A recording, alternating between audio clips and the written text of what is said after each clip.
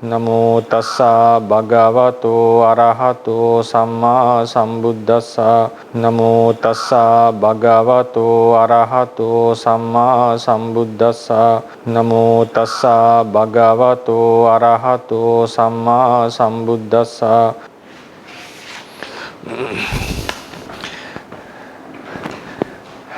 Good morning, everyone. Today we shall continue with the same series of lectures about the Rupa. I think so far we have done 5 lessons. In these lessons we discussed about separately about Rupa, Kalapas, and also how Rupa has been explained in the Buddhist teachings, and also how the 4 great elements exist within a Kalapa. Today I think I was able to distribute the handout yesterday night. Today we are going to discuss about the oneness and variousness in a Rupa Kalapa. So this is called Ekattanaya and Nanattanaya. Ekatta Bhava or Nanatta Bhava, we better to say like that. Within a Kalapa, we can still find various Rupas existing together. At the same time, they act as one unit. Before coming into this lecture, I would like to give a holistic picture about what sort of lesson that I would like to give a holistic picture about the lesson that we are discussing now about the Rupa, because sometimes when we proceed further, some may get confused that we are talking about Rupas, sometimes we are talking about Kalapas, sometimes we are talking about body, Sarira, and also the origination of Rupa and so forth. So there can be some confusion in these topics. So therefore I would like to give a holistic idea about the things that we are going to discuss today in this series. Yeah. So today we shall discuss about the Kalapas. So before coming into that, I would like to explain how this chapter can be categorized. We talk about Rupa, and then cluster of these Rupas we call as Kalapa. It's better to say as Rupa Kalapa.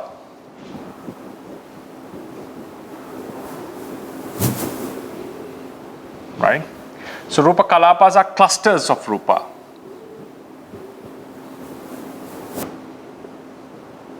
These are the clusters of Rupa.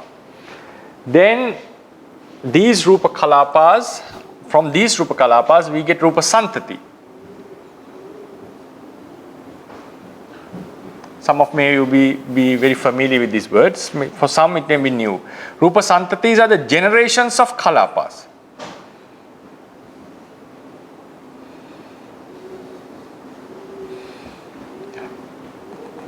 Generation of Kalapas.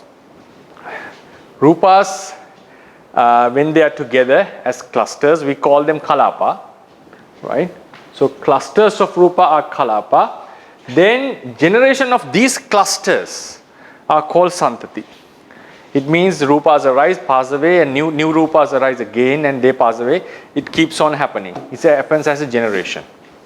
So this is called Santati. We shall also discuss about this topic later.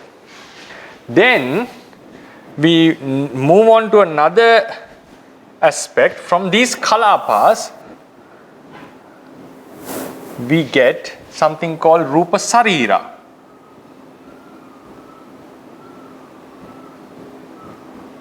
Rupa Sarira is groups of Kalapa or clusters of Kalapa, not Rupas. We can say Rupa Sarira are made out of lot of Kalapa. So we can call it clusters of Kalapas.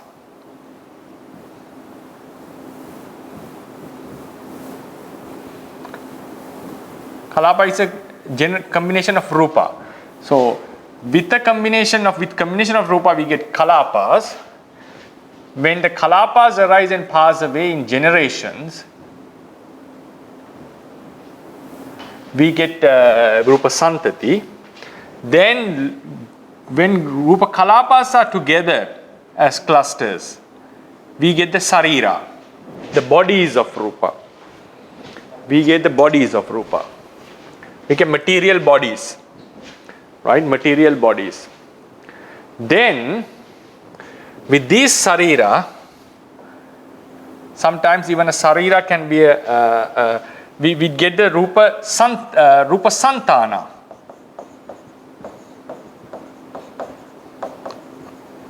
Even a sarira can be a santana. There's a slight difference in it. I shall explain them. Yeah.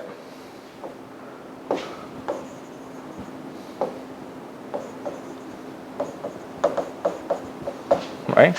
Rupa santana means bodies of matter that are interconnected.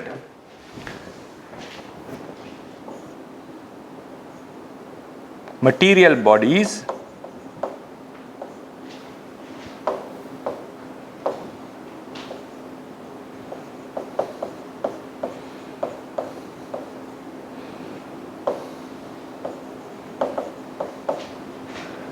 that are interconnected. Material bodies that are interconnected. Right? So these are the topics that we shall discuss in this series, in this chapter. Rupa, combination of rupas become kalapas. Generation of these kalapas are called santati. Then out of the kalapas, groups of kalapas become rupa sarira. Then with the sariras we get santana. Santana and santati are different.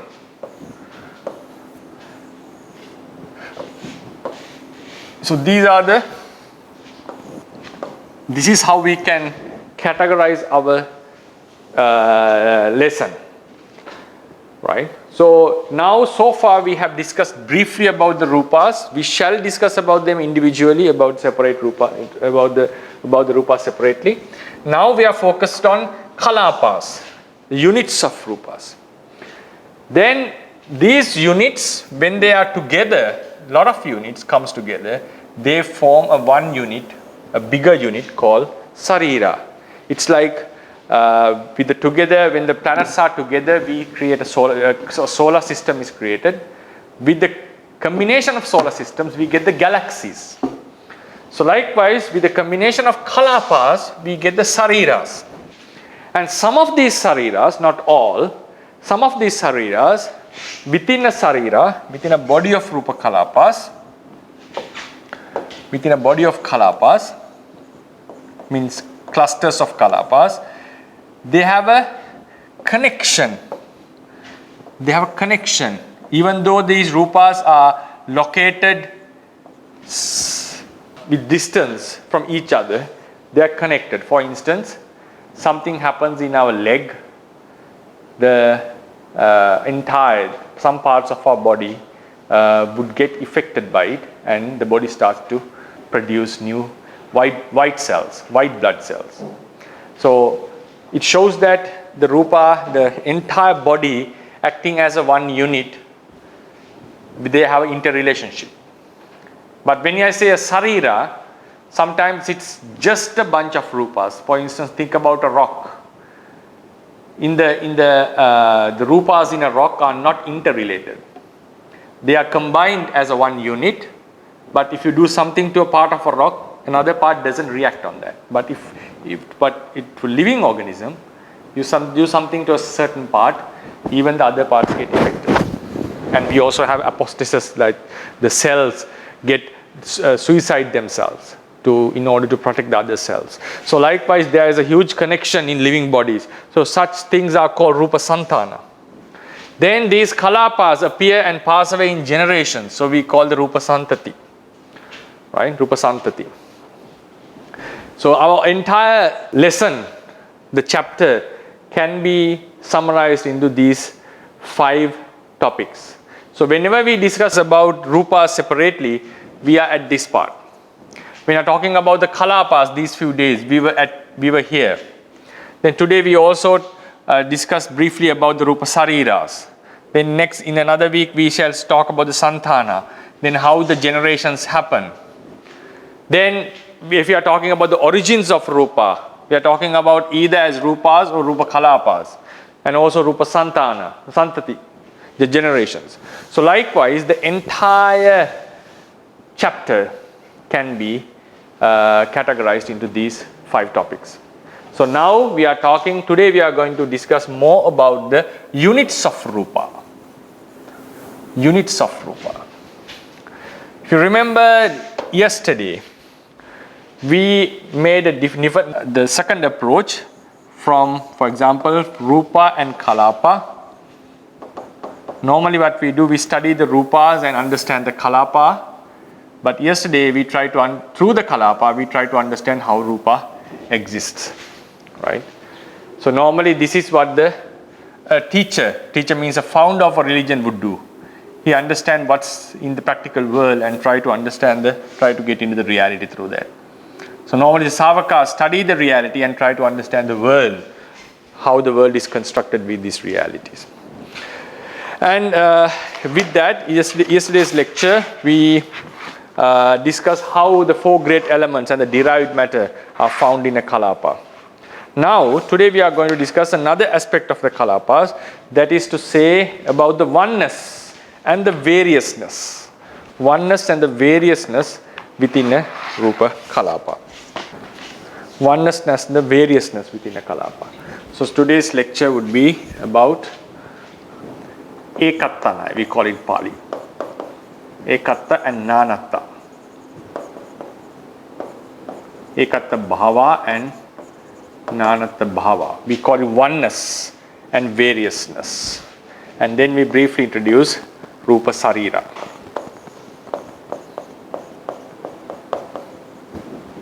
Right? We introduce Rupa Sarira.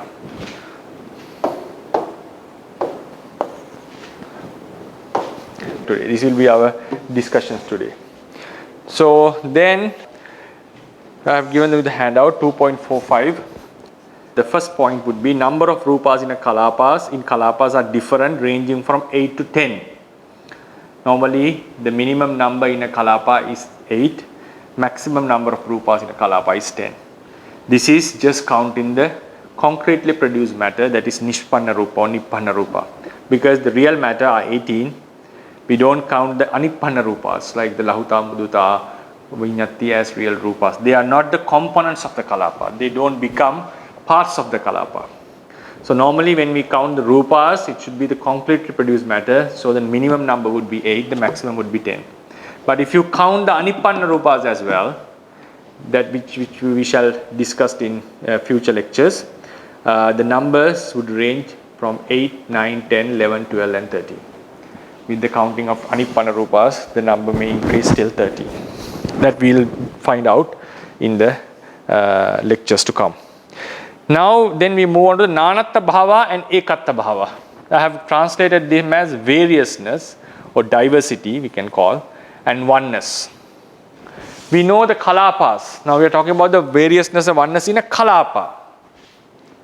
If we go to the previous diagram, Rupas, these Rupas cannot found separately in the nature. They are not realistically found as separate qualities. This is what we find in the actual reality. This is what we find in the reality. When we can observe. This is the explanation. Like this is how they are made of, from which they are made out of. So these Rupas are never found as separate qualities. They are always found as units, either as units of Rupas or generations of these units, or clusters of these units and the clusters of the units that are interrelated to each other. Then when these Rupas are together as a unit, they manifest. These separate Rupas do possess their unique natures. Now each Rupa has its own intrinsic nature as a fundamental of the Theravada tradition of the ultimacy. Each ultimate reality bears its own intrinsic nature, and it also has its function. So even while they are coexisting as a unit, still they do not abandon their intrinsic qualities. So even while they are together, they still possess these natures. But at the same time, they also act as a unit. So that is their oneness. Think about a group of people from various nationalities. Even while they are acting as a group, still, individually, they possess different characteristics. They have different temperaments. They have different cultural habits. But while they are acting, so they are different from each other, even though they exist together or they work together. But as a company or as a unit, they perform the functions together. So there is a oneness in their group. They represent the company or the group under which they are gathered, have gathered. At the same time, they do manifest their own unique natures and unique habits. So this is the oneness. This is the variousness. If you think about various people in a group, these people have individual characteristics. At the same time, they act as a group, as one. So when the Rupa, in a Kalapa, when the Rupas are together, when they act as a one unit, we call it the Ekatta Bhava, the oneness. But still, they do not abandon their own intrinsic qualities and functions. So that is their rarity, that is their diversity, variousness. So that is what we are going to discuss today. Now, in a Kalapa, normally we have 8 elements. Patavi, Apo, the cohesion, Patavi is hardness, Tejo, heat or the coldness. Then we have Vayo. We also have Vanna, color, Gandha, the smell, Rasa, the taste, Oja, the nutriment. I may be using the Pali terms for the easiness because it's in the long term it's beneficial for you to remember the Pali terms. Patavi is hardness, Apo is cohesion which holds the hardness to one place. Tejo is the coldness or heat. Vayo is the bloating nature. Vanna is the color, Gandha is the smell, Rasa is the taste, and Oja is the nutriment. Even though they coexist, Patavi has the characteristic of hardness. Apo is cohesion. Tejo is heat or coldness. Vayo is bloating nature. They never abandon their intrinsic quality and they have their own functions. So though they are existing together, still they are different realities. So that is the rarity, that is the diversity within a Kalapa. Though Kalapa is a one unit, their components, their ingredients have their own intrinsic qualities. This is a rarity. Then with regard to the oneness, Kalapa arises and passes away as a one unit, not separately. A company, when the company is dissolved, for whatever means, all the participants lose their jobs or lose their positions. It doesn't happen separately. What the government does or what a superior institute does, it dissolves the company or it just abolishes its membership in the country, in the company, according to the Company Act, under the Company Act. So the abolition is a one act. Together with it, everyone loses their membership within the company. And also when the company is formed, whoever have gathered there gain the membership with that establishment, approval. Even though still we can say each and every member of the company got the membership separately and their membership was abolished separately, we may focus on that in separate manner. But what has happened is, generally, the entire group got the membership, was established as a company, and the entire group got dissolved. So within a kalapa even, the similar phenomenon happens. When a kalapa is born, it is born as a one unit. There is only one arising in a kalapa. And they pass away, they just pass away as a one unit. Within a kalapa, you don't have separate arising of Patavi, separate arising of Apo, Tejo. The arising of Patavi is also the arising of Apo. The arising of Tejo is also the arising of the remaining realities. So they all possess one genesis. They all possess, they all share one vanishing. That is the oneness of this kalapa. That is the oneness of this kalapa. At the same time, we know that these kalapas exist in a certain area of the space.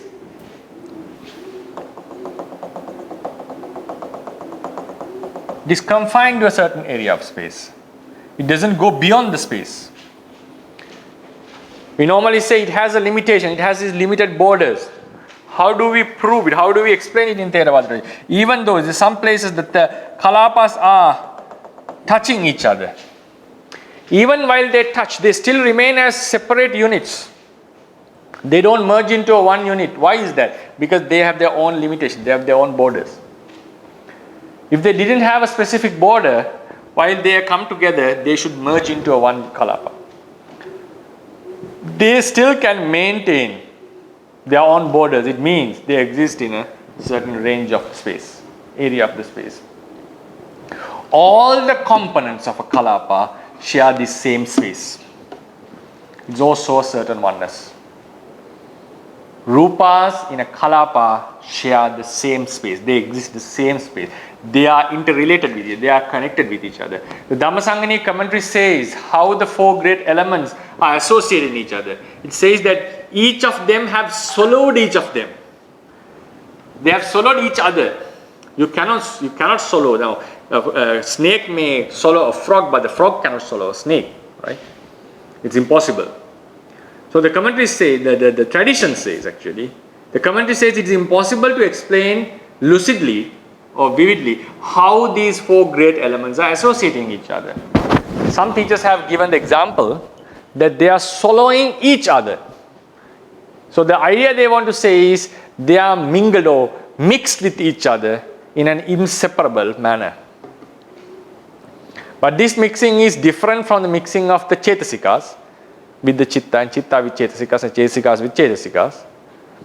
But still, they are connected with each other. But however they are mixed, whether it is possible to explain or not, they still share or exist within the same boundaries of the space. That is also one of their onennesses. They arise as a one unit. They pass away as a one unit. In this regard, about the arising and passing away, someone can have a question because there is a sutta called Uppada Sutta in Samyutta Nikaya. Uppada Sutta. Here the Buddha has mentioned, though it is clearly evident that the four great elements exist together according to the Buddhist tradition, but still the Buddha has mentioned the arising of Patavi, arising of Apo, arising of Tejo, separately he has mentioned it.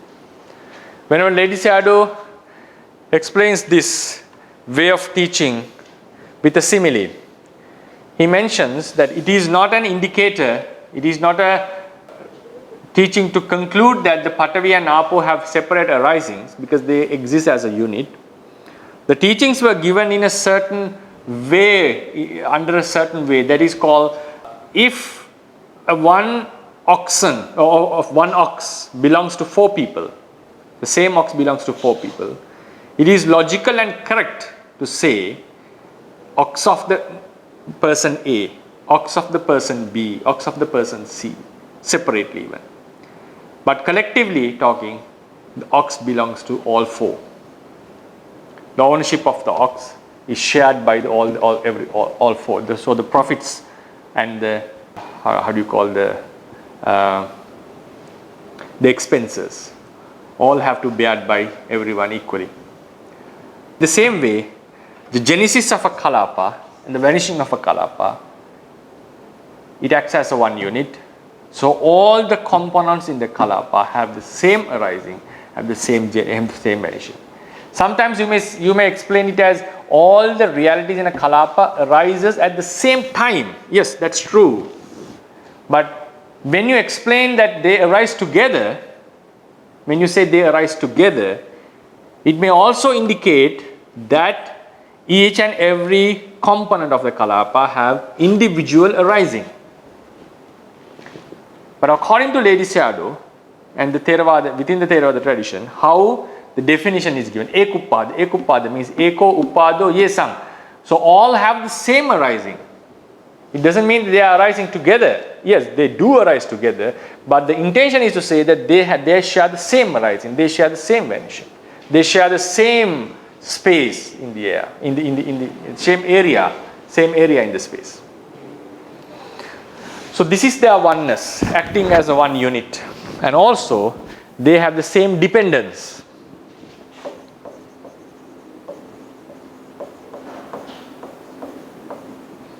Same dependence. So dependence of a kalapa, now think about the components. It's made out of 8 components. So what is the dependence? Dependence means the most prominent qualities within a kalapa. So we know that the 4 great elements are the most prominent. They are the real essence of a kalapa. The essence, the essential, the substantial attribute is given by Patavi, that is something else. But extended nature, how the kalapa is functioning properly, is due to all the four great elements. If one of these are missing, the kalapa may not exist. Kalapa may not. You don't need these for the existence of a kalapa. So they are the most prominent qualities within a kalapa. So the 4 great elements are the dependents. 4 great elements are the dependents of a kalapa.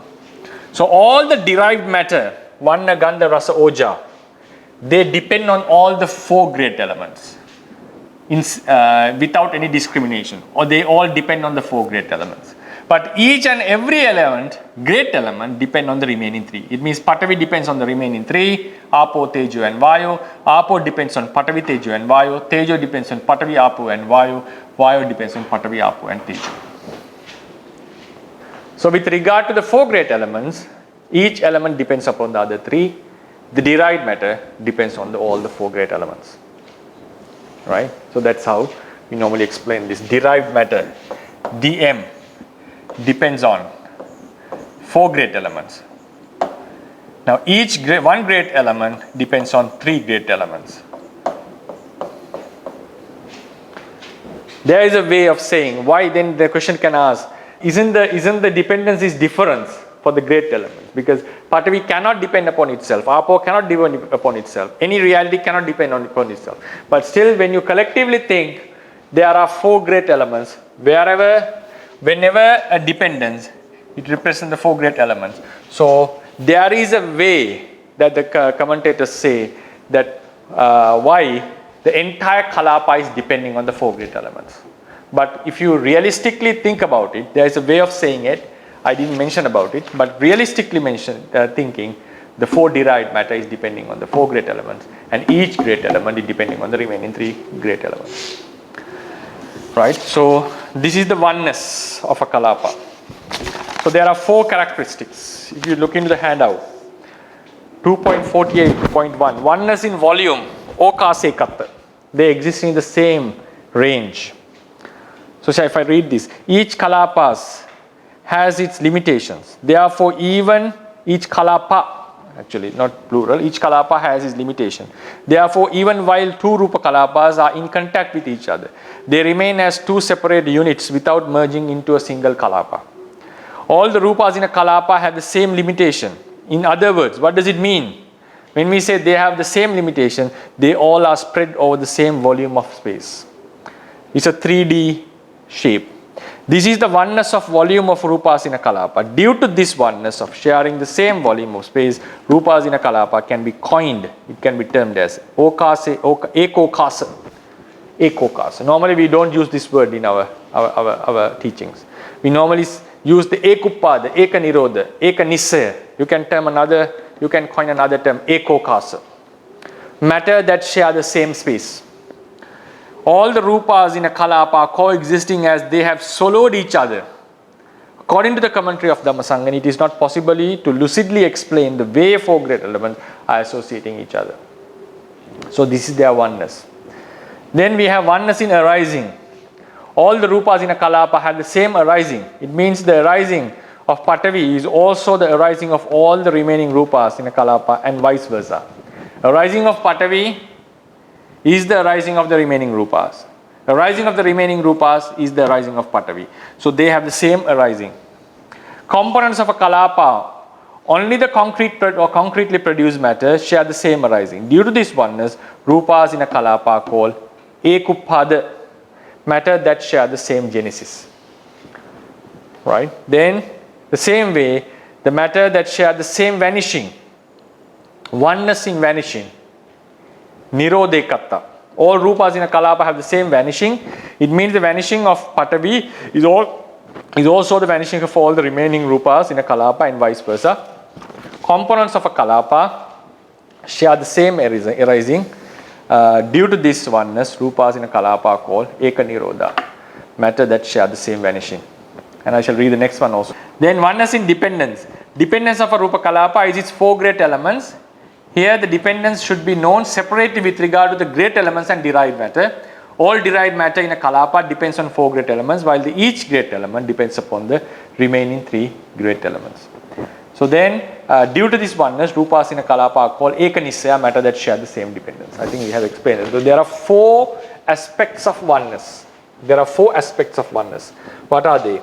They share the same space. They share the same arising. They share the same vanishing. They have the same dependence. So they are acting as a unit. So this is their oneness as a kalapa.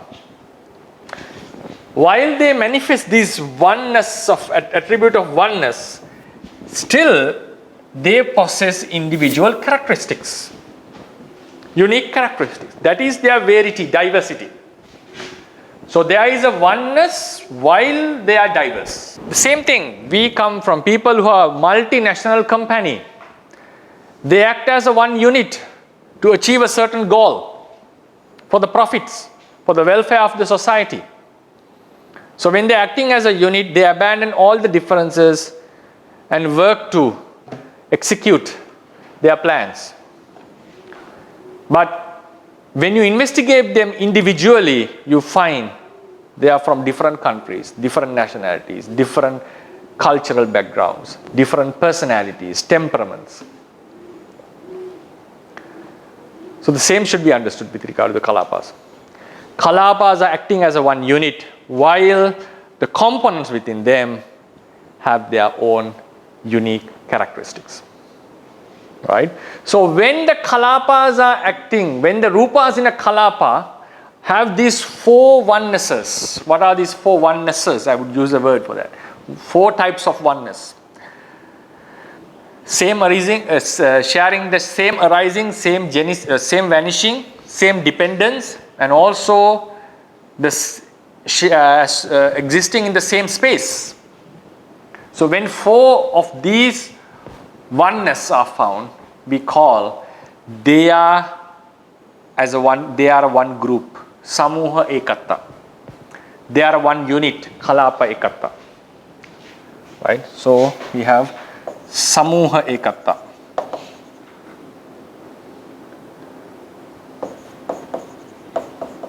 And kalapa ekatta.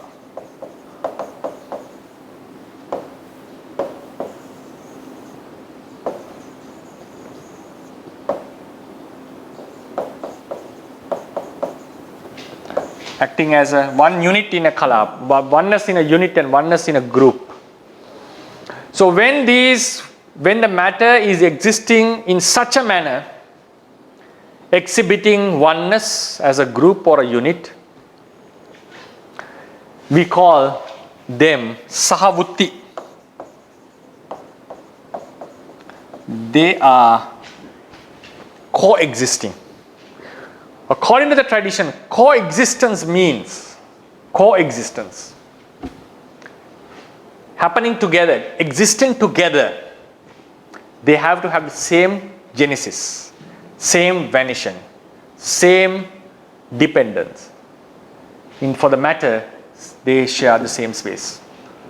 Then we can call something is existing together, coexisting. When the chitta arises, a certain kind of matter, we call the mind-born matter, we shall discuss in a lecture to come, they happen together at the same time. At the moment of rebirth, consciousness and the matter happens together. But we don't say they are coexisting.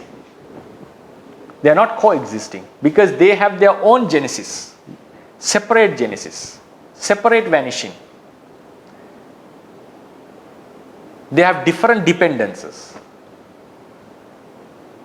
So only when some things are sharing the same arising, vanishing and dependence, we can call they are coexisting. For the namas, for the mentalities, the coexistence, the characteristics of coexistence of the namas are having the same arising, having the same vanishing, having the same object. For the rupas, having the same dependence and sharing the same space. So that's also something interesting to discuss. Now, coexistence.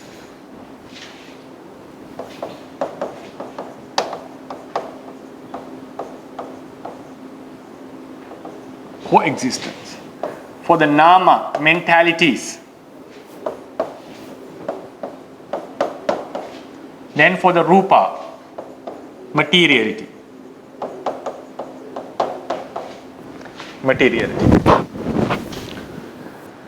For the namas to coexist, they should have the same arising or genesis, same vanishing, and same object.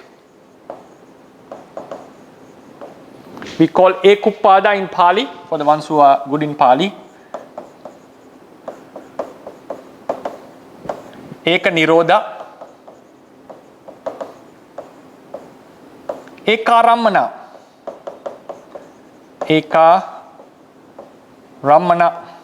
or eka lambana also sometimes. Then for the rupa, they should have the same arising as we have discussed. In a kalapa, we call ekuppada. Then we have same vanishing.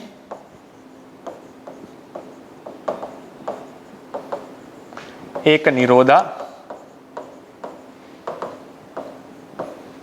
Then same dependence.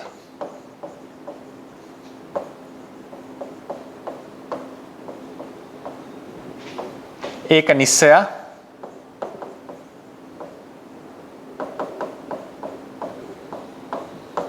Then we have the same space, sharing the same space.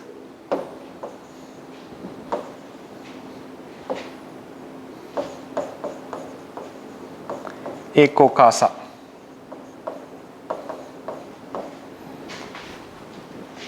Once you have already studied Abhidhamma, would ask what about the same base, having the same base. Same base is only valid for the Panchavokara realm.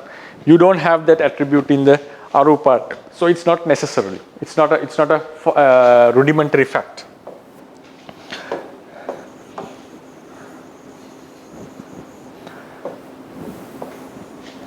We call Ekaramana.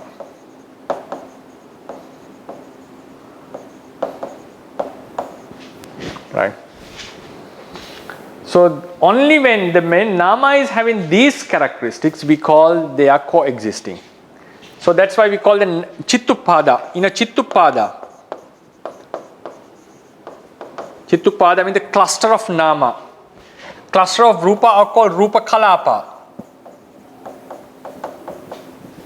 Rupa Kalapa. Now think about two Chittupadas. For example, if this is the one Chittupada and the second Chittupada, 1 and 2. They arise, they pass away, arise and pass away. Now there are For instance, if you think there are 7 Chittupada here and 10, sorry, I beg your pardon, it should be 8, right? 8 minimum, because together with the Chitta, and if you take 11 here,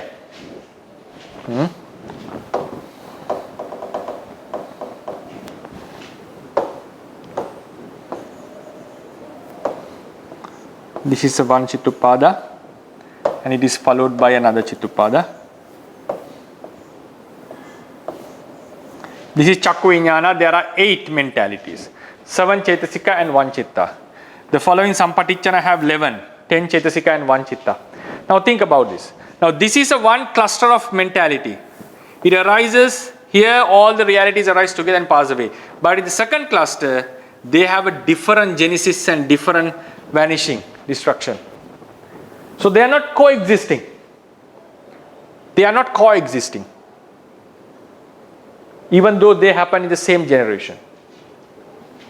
Kalapas even though the Kalapas, now this has 8 Rupas. Another Kalapa may have another 8. Since they have different borders, they are appearing in different locations.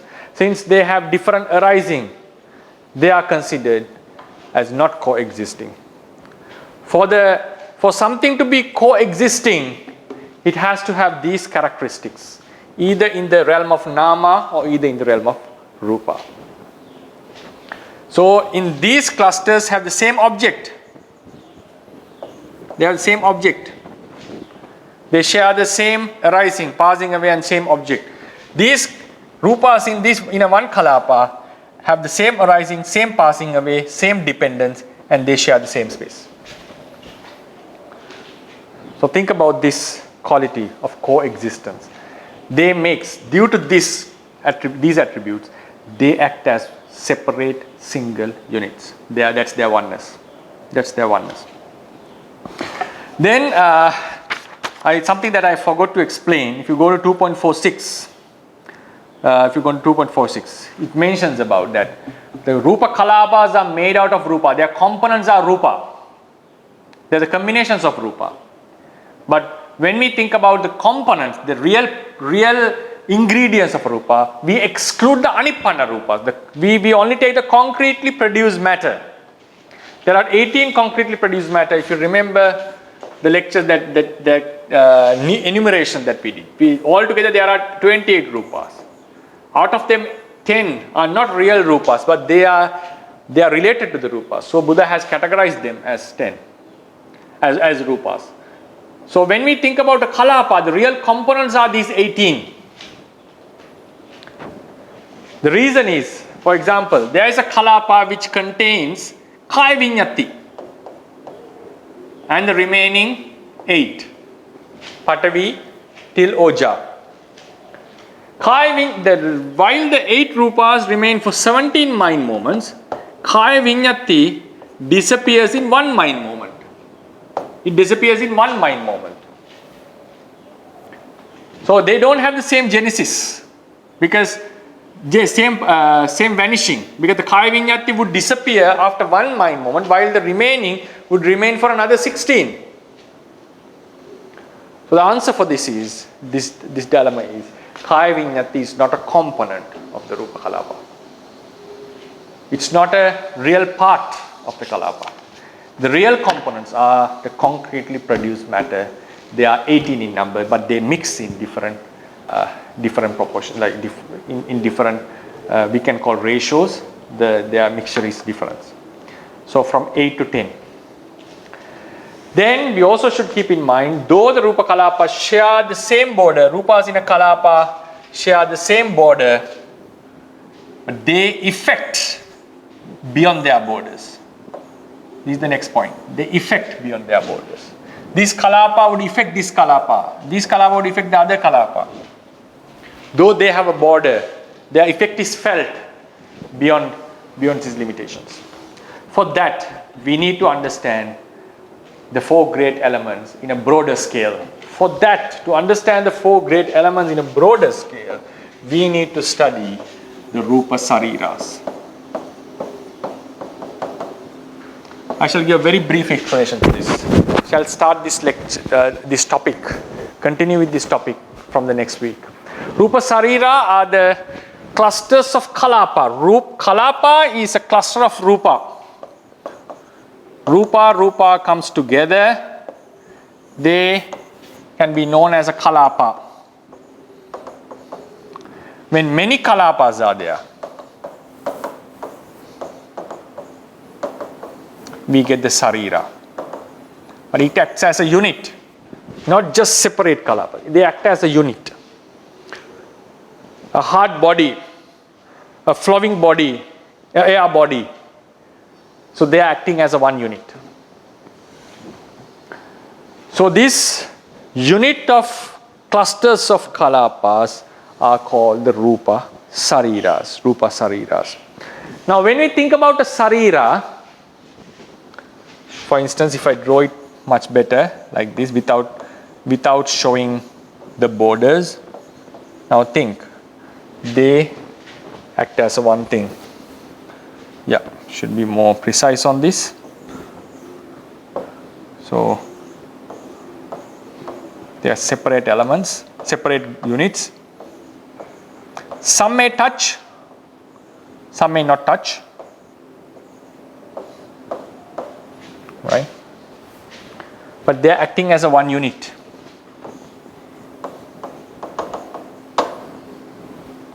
I'm not talking about each unit of Kalapa. Talking about the entire thing. The entire thing. If you think it is as a one body, the idea of a one body, one single body, actually what exists in the world are the Rupas. Rupas come together and they form Kalapas. Kalapas, when they are together as clusters, they appear as one body. If you think this as a one body, that is a concept created in your mind, synthesized in your mind. But in the ultimate sense, what exists are the Kalapas. So what are the Kalapas? Kalapas are Rupas. Combination of Rupas, clusters of Rupas. So when the manner the Kalapas are arranged in the space, we get the idea of a one single body. If you think about a one single body, it's a concept. But in the ultimate sense, what you find are the Kalapas. And also Kalapas are in the ultimate sense Rupas. So what you can say, the body of a material body is an idea synthesized in the mind, looking into the manner how the Rupa exists in the space. How the Rupa exists in the space. Or you can say how the Kalapas exist in the space. But in the end, according to reality, as the Kalapas are made out of Rupa, it's perfectly correct to say the body, the material body is an idea created in our mind, looking into the manner or shape, the way the Rupa is located in the space. Within these bodies even, we find the rarity, because each and every Rupa, each and every Kalapa has its own existence. So they are varied, they are diverse. Each and every Kalapa is diverse from each other. Each and every Rupa within a Kalapa is diverse from each other. But at the same time, the entire body also acts as a one unit. They also act as a one unit. To understand this rarity and unity of a material body, we need to understand the four great elements in a deeper manner. How great elements are affecting the areas beyond their Kalapas. So our next lecture will be focusing on how the great elements are affecting within the Kalapa and also beyond the borders of the Kalapa.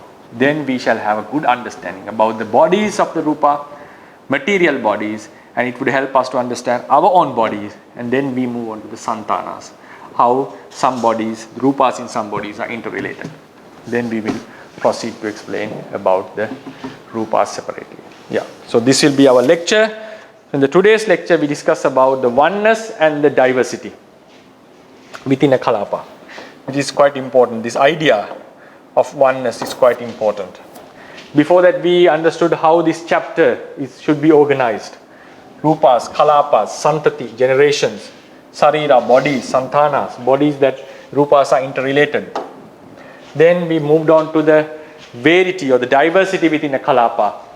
How great element, how each and every rupa manifests, possess their own intrinsic natures while acting as a one unit. Then what are these 4 types of oneness that we can see in a rupa kalapa? Then we also had a comparison. What are the onenesses that can be seen in nama, clusters of namas, chittupada we call, and also the clusters of rupas. We had a comparison. Then we briefly explained about the sariras, the bodies of rupas. So it all shows that even though the rupa are existing, have their different characteristics, but they do, the realities, not only rupa, namas even, possess a certain oneness. Though they are different, they act as a one unit. The special thing is, nama is acting as a one unit, group of namas, rupas or group of rupas are acting as one unit.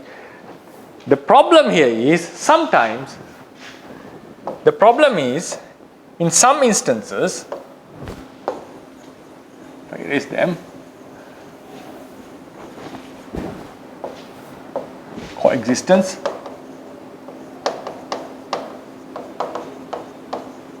In some cases, nama and rupa is also acting as a one unit. That is the biggest problem. I think we discussed this when someone asked the question. Nama and rupa are also acting as a one unit. That is the main reason for us to have the self-view. Even though you are unable to distinguish the rarity or diversity of namas within a one cluster, even you are unable to clearly distinguish how the rupa is diverse within a one kalapa, this is not going to affect your meditation.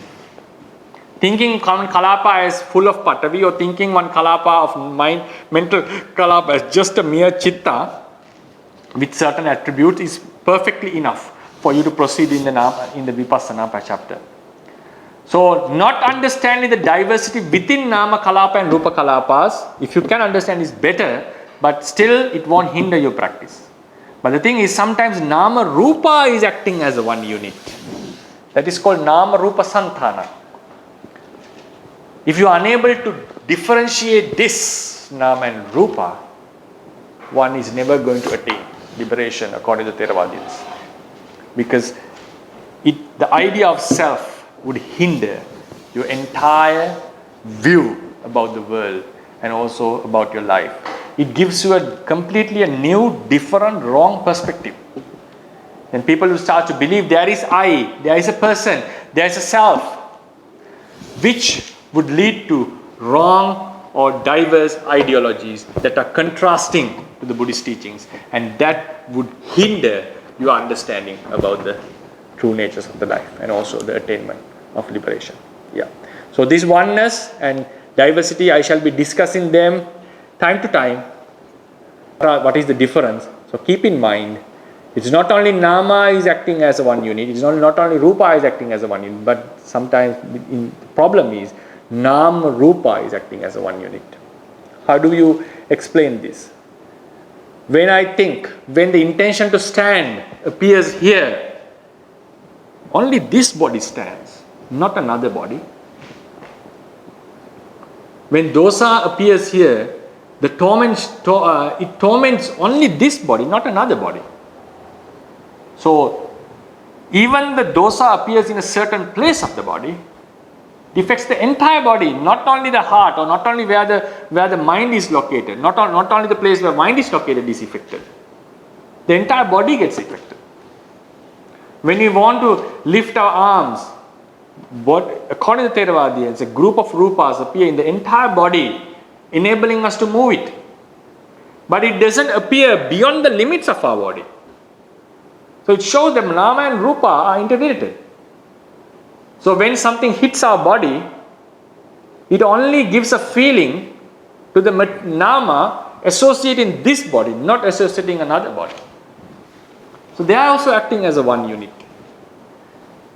This unitary idea is the biggest problem for someone to get rid of the self view. So it's quite important. So this idea of the skill of separating, understanding groups of realities and verities and also understanding their oneness is very vital. That skill would surely greatly help you to separate Nama Rupa one day and to get rid of the self view. Yeah, so this would be our lecture. I would open the forum for the Q&A session. So, and then the first question is, where is the Anupadina exist? Anu? Anupadina How do you spell it? is a Bali term. Anupatina.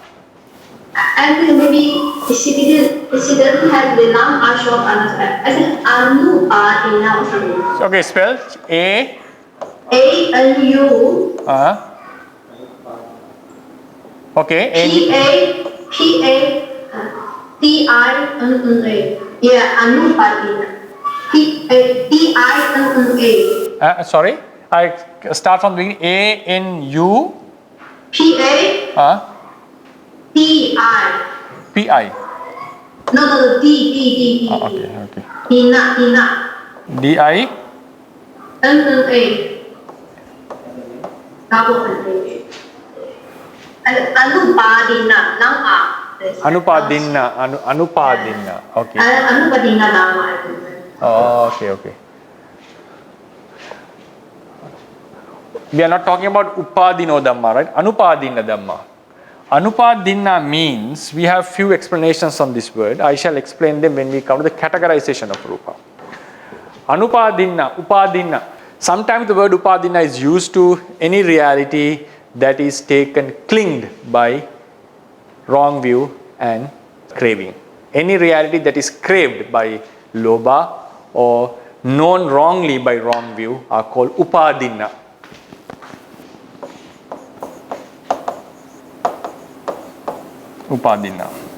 Objects of craving and objects of wrong view. Anupadina are which cannot be the objects of wrong view and craving. Then in another explanation, Upadina refers to all the realities produced by mundane karma. Karma means the good and bad deeds. We have mundane and supramundane. Supramundane are the lokuttara, which takes you out of the samsara. Mundane are the karmas that are affected by latent tendencies or can be objects of craving and delusion. So, results of a mundane karma are also called upadina. Anupadina are the remaining realities. Right? So, in that regard, within the body, matter produced by karma is called upadina. Anupadina are the remaining. Anupadina are the remaining matter. Right? According to the first explanation, the entire body can be clinged as I, can be clinged as mine, can be attached by craving. So therefore the entire body can be upadina. In that regard, supramundane attainments like Maggapala Nibbana are anupadina. So there are two explanations for this. So one explanation is upadina is karma born matter. When talking about the rupa, then according to another explanation, all rupa is upadina.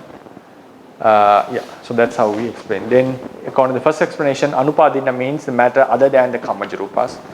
According to the second explanation, there is no anupadina rupa, only nibbana, maggapala is anupadina. So there we have to explain it. I shall explain this in detail when we come to the categorization of rupa. Okay, thank you, Pandit. On the other friends, so Pandit, if they don't have a question, may I ask a question? Yeah, sure. So in the Mass, you say Nama Rupa also act as one unit, yeah, so that we can have the wrong view. So when they act as one unit, we can see that the Anyamanya Paccaya. Yeah, in some places, not always. Anyamanya Paccaya happens when the Patisandhi Vijnana and Hadevattu is acting as a one unit. We can see the Anyamanya Paccaya. And when, yeah, that's the only place we can see Annamanya Paccaya. But that is according to the Abhidhamma method. But according to the Suttanta method, yes, Nama and Rupa are Anyamanya. Because as I said, explained yesterday, when Rupa is not supporting, the Nama would die.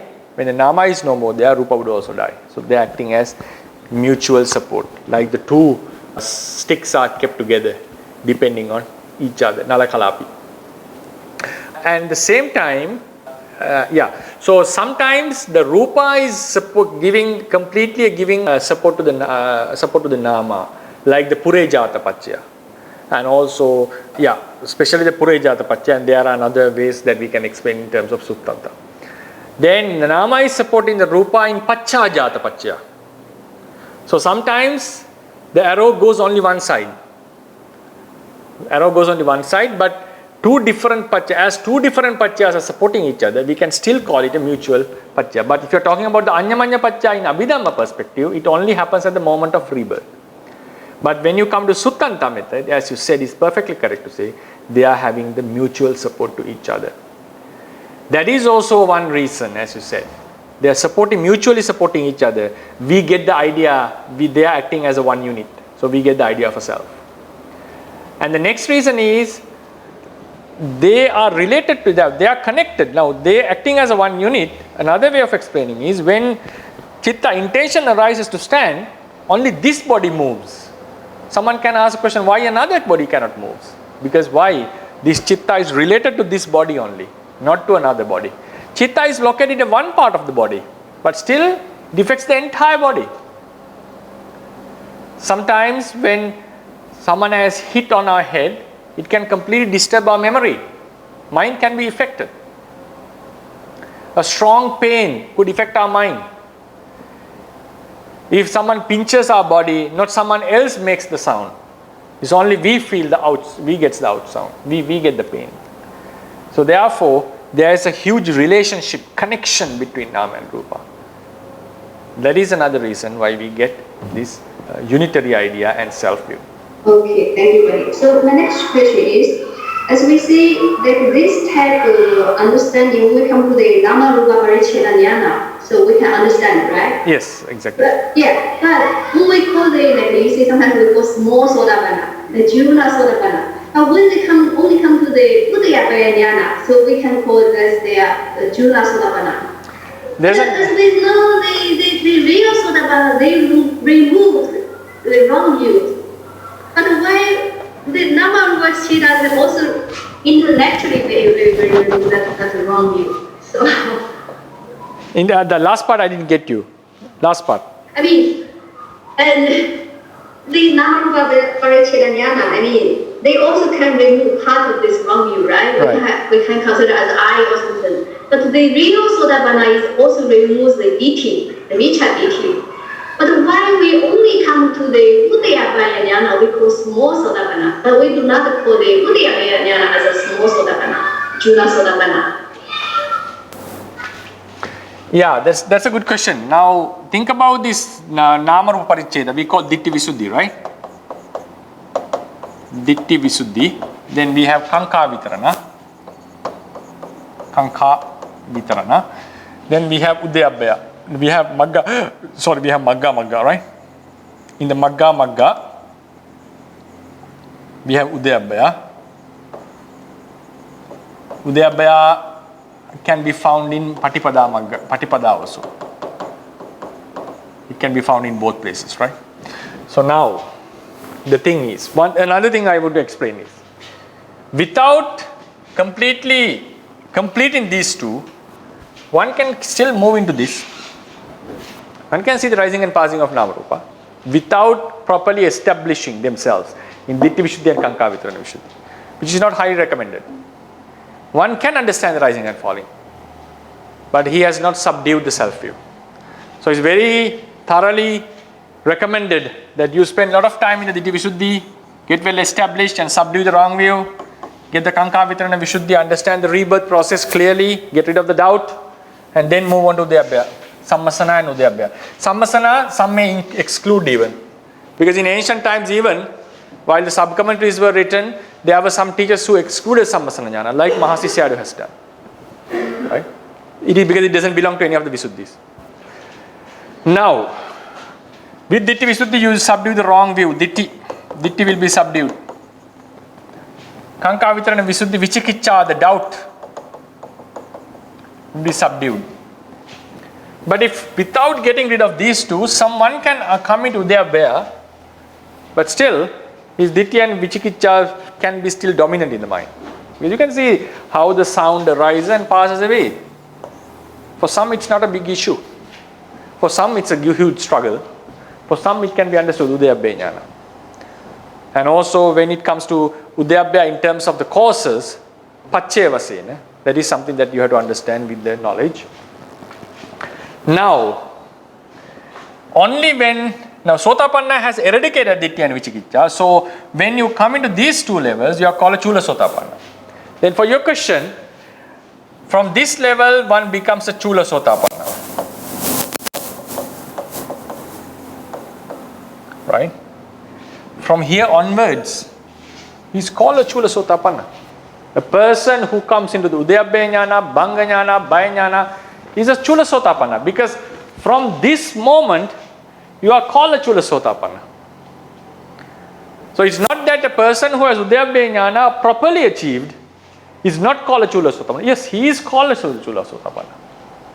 The name is given after this position, after this place. But some, without completing these two, may fully jumped into the Udayabhaya Jnana, which is not recommended.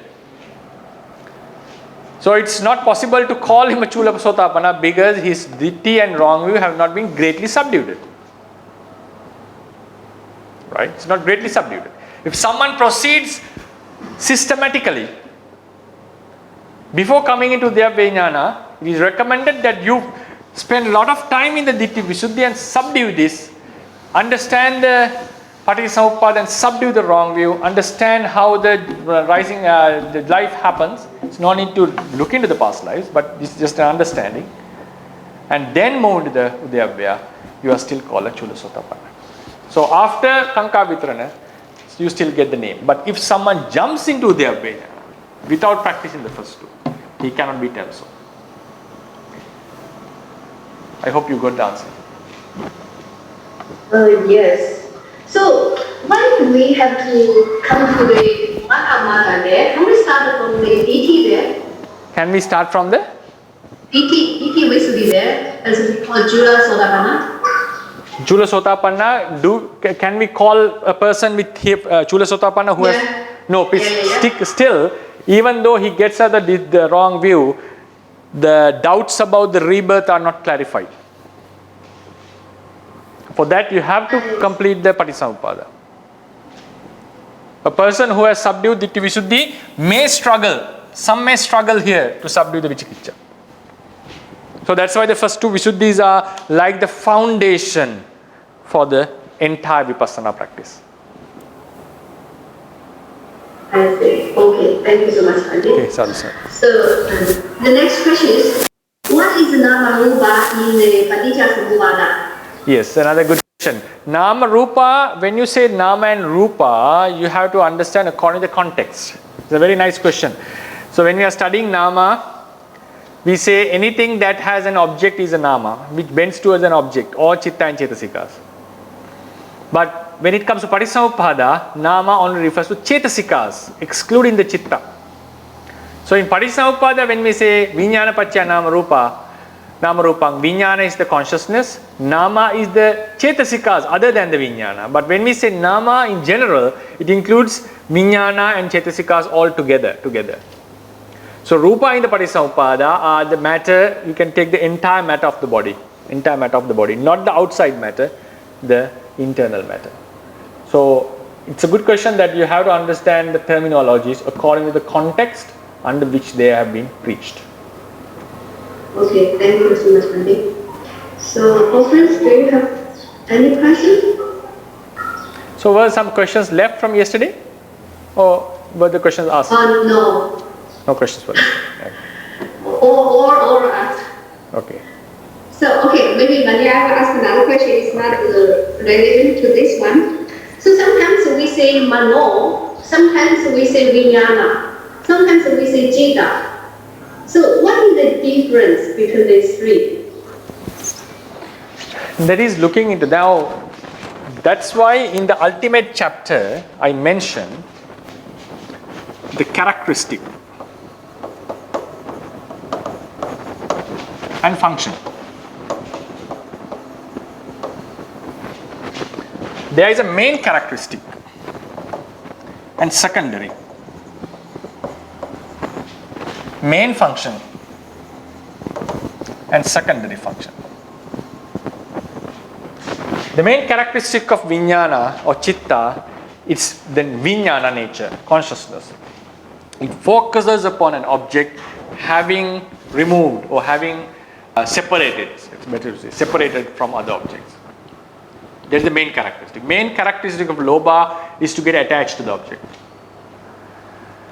But secondary characteristics, lobha has the nature of, it can be said as a function even. Lobha has the nature of drowning the self, like oga. It has the nature of bounding ourselves to the samsara. It has the function of hindering our progress in the wholesome path, nivarana. So there are secondary functions also can be found. So the commentary says, every lobha doesn't go beyond the main function. In the same way, the consciousness doesn't go, all the consciousness doesn't go beyond the main characteristic or main function. That the main function is focusing on an object having separated from others. But at the same time, we can also look into this as the action of thinking. Chitta. Chinteti chitta. Thinking about, knowing, thinking about an object. I don't know how to explain it in another synonym. Pondering about an object. Mano. It measures the object. Manatiti mano. It's sort of a measuring. You get to know about the object. Maybe I'm not pretty clear about that definition. What does it mean by measuring? Manatiti mano. Maybe it's like taking the object or maybe something like that. So whatever the definition is, you have to go to the definition and see what it has been explained. So the thing is, the same consciousness can be said as focusing on an object having separated from others. That same function can be explained in another aspect, saying that thinking about an object and also measuring an object and also some other, if there is another term, it gives another implication, another way of looking. So all the terms have used to the main action of knowing an object having separated from others, but that same main function can be explained in various ways. So it facilitates us to look into the same reality in various manners. That is the beauty of this doctrine. The same reality has various facets. So we can look into the reality in various ways. We should not take them as completely two different realities. So some happen to say that mano and chitta and consciousness or vijnana are different realities. No, according to the Theravada tradition. They are the same different names given to the same reality, looking into various facets. For example, the same person can be called the son to the family. He's the father to his children, husband to his wife, and also a teacher to the students. But we are referring to the same person. That person has if you take about his core, the DNA was there. His cells were there. So he has his own identity. So likewise, in terms of the chitta, the main function is focusing at an object, having separated from others. That same thing can be explained in various other manners as well. So that is the purpose, to give. When for some people, just saying the vijnana would not facilitate their understanding. So Buddha was such a great teacher that he gave various approaches to look into the same reality. That's why we find different names for the different realities, not only for consciousness, for many realities. Okay, thank you so much, Pandit. The next question is, how about the rupas in heaven? All devas possess 28 rupas. Yes, devas do possess 28. Every being, no being can possess 28 because masculinity and femininity can never exist in one person. So maximum level of rupas is 27 if you even count the Anipanna rupas.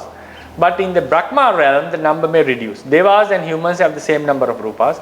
Brahmas, the number reduces. I shall explain them when we come to those lectures. The number of rupas in Brahmas reduces, like they don't have this nose sensitivity. They do have a nose, but the sensitivity is missing. They don't have the tongue sensitivity, body sensitivity, and they don't have the sexuality, the masculinity and femininity. So likewise, they miss certain rupas. So according to the realms, the number of rupas differ. But devas and humans possess the same number of rupas. Okay, thank you so much, Pandit. So how about the other friends? We still have 5 minutes remaining. Okay, then we can call it a day. Okay, thank you so much, Pandit. Okay. So we'll meet on next Saturday. Buddha Sasanang Chiran Tittatu, Buddha Sasanang Chiran Tittatu, Buddha Sasanang Chiran Tittatu, Sadhu, Sadhu, Sadhu.